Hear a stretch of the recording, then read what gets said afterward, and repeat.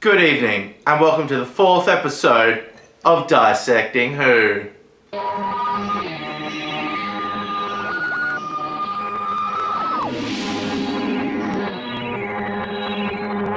In this episode, I'll be dissecting Tom Baker's third serial, The Sontaran Experiment. Now this plot leads right off the bat from the Ark in space. Harry, Sarah, and the Doctor are transported down on 30th century post-apocalyptic Earth from the Ark in space. Now this is a completely desolate and destroyed planet. I said in episode 2, which I was really drunk on by the way, that the Earth was destroyed by nuclear fallout. It wasn't. It was solar flares, so sorry about that. I might get a lot of the facts wrong, but just letting you guys know, this isn't really about the facts. It's about me getting drunk. And this entire episode is on location shoot, and it's a really great location. They're out somewhere in the hills of Wales or something, but yeah, it's really rocky and thick moss and dark and dank and terrain is all over the shop, just like Wales, I guess. So basically, there are 4 survivors of a spaceship crash when the Doctor and Sarah and Harry get there. And there's been a Sontaran on this planet for some time. He's been capturing them and experimenting on them. When I ambushed the Galsec ship, there were 9 survivors. I have already used up 5 of them, and I have been studying the free behavior patterns of the remaining 4. Now these experiments that the Sontaran does, they're really fucking brutal, man. I mean, this is supposed to be a kids show that's on at like 6 in the afternoon. Check out some of the shit he's doing. It's full on! Experiment 8. Resistance to pressure on the human breast cage and muscular strength.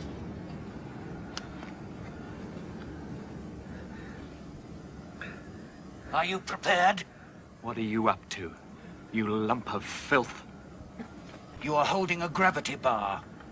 At the moment it is a mere 40 pounds earth weight. I will increase that weight to 200 pounds. 300 pounds.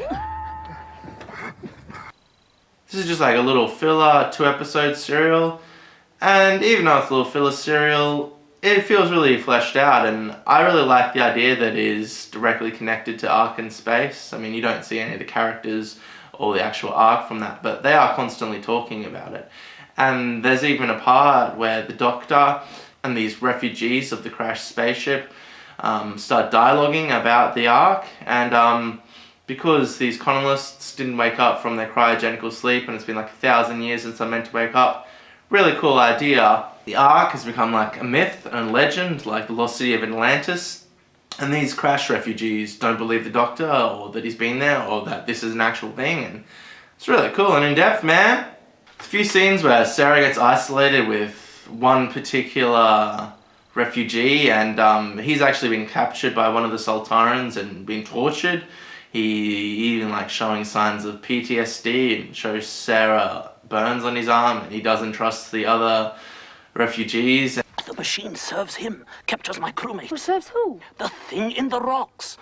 I'll not get caught. No, not again. No, wait. What thing in the rocks? The alien in the rocks. The machine captures us, takes us for torture.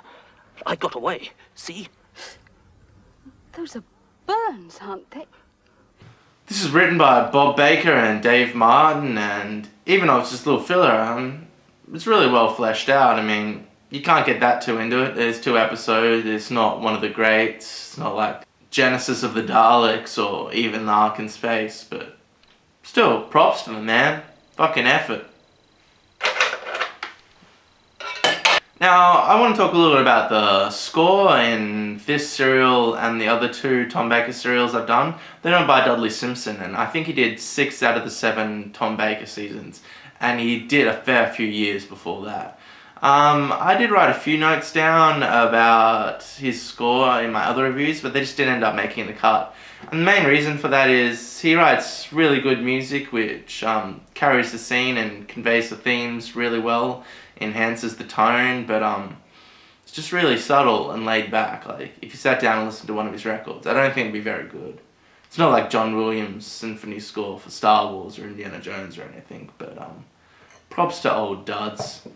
Yeah, and sad story, he got fired when John Nathan Turner came in as producer in Tom Baker's last season, man. What a fucking cunty move.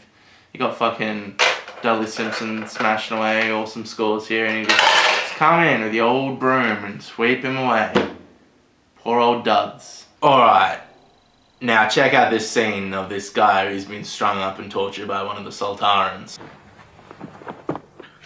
Alright, old chap. No. That's all right, old chap. I'm not going to hurt you. Let's have a look. Water. And what does Harry do?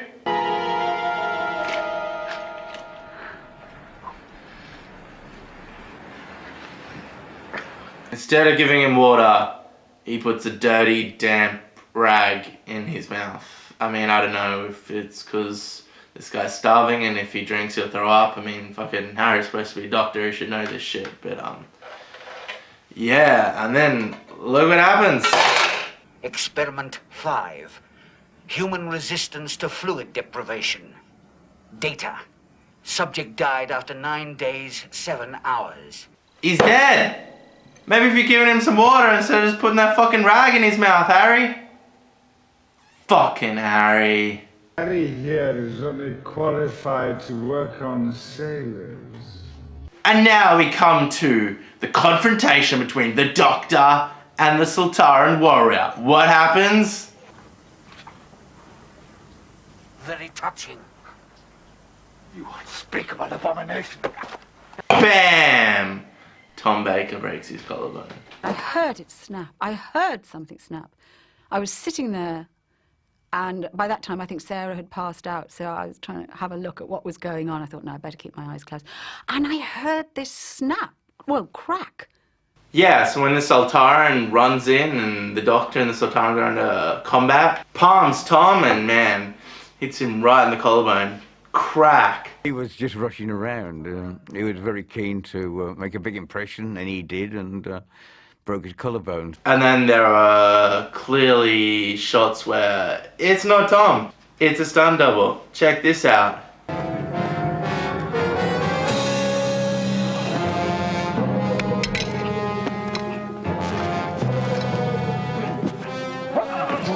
Yeah, that's not a wig. This is the second ever episode with the Sontarans in it. There's one in the Pertwee era where I think it's a medieval setting, and yeah, I don't really have anything against the Sontarans. I don't hate them, I don't love them. They're kind of interesting, kind of not interesting. Warlike, yeah, not much in depth. Big fucking potato head, nah, kinda cool I guess. Not really though. So Bob Pipe Smoking Holmesies created the Sontaran in this Pertwee episode. This is one of the writers of the Sontaran experiment, Bob Baker, and let's just have a listen to what he has to say about Sontaran mating habits. Bob Holmes proceeded to tell us the entire history of the Sontaran race. And after about 10 minutes, we said, too much information, Bob, too much information. He even went down to the sort of the sexual habits, you know, and how Sontarans are born through a hole in the neck, and that sex takes place through a hole in the neck. I'm saying, no more, Bob. Please don't tell us anymore. So they reproduce by having sex with that hole in the back of their neck. I don't know, man. I think it was established that that's their weak point, and it's on the back of their neck because they never walk away from a fight. I mean, aren't they cloned or something? Isn't that their backstory? I don't know, I thought they were all like a cloned warlike race or something. Apparently they fuck each other in the back of the neck in that hole. That'll be an interesting Doctor Who scene. Let's see that in the new season. I think that's the opening shot of the new season. You don't show the new Doctor, you show Sontaran fucking his friend in the back of the neck. And how does this epic show end? The Sontaran's head melts.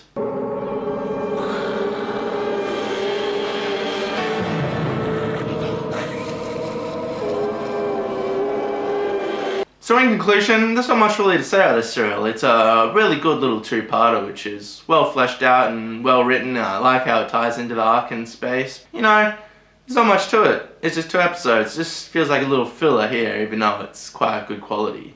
Is it worth a watch? Yeah, it's worth a watch. Give it a watch.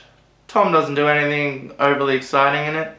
It's not really original, nothing new happens, just the same old Sontarans. But I mean, it's well written, and you can't really ask for more. Alright, thank you for watching this episode, and if you could, it'd really help me out if you'd like, subscribe, and go down to the comments and tell me what an arrogant cunt I am. You're Waterloo, Marshal. Your intelligence mission has been destroyed, and your invasion plans are in our hands.